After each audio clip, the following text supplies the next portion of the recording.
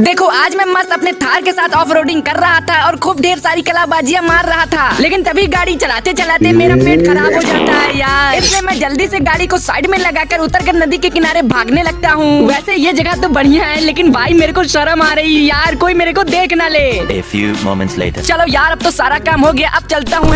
यार मेरी थार कहाँ चली गई? अरे यार थार दिख तो नहीं रही है, और ये बाइक किसकी है? कहीं चोर ने अपनी बाइक छोड़कर मेरी थार तो नहीं चुरा ले गया? इसलिए मैं उसकी बाइक लेकर अपनी थार को ढूंढने ले जाने लगता हूँ। लेकिन भाई तुम लोग जल्दी से लाइक करके चैनल को सब्सक्राइब कर दिया करो यार, क्योंकि बिना बोले तुम लोग करते क्यों नहीं?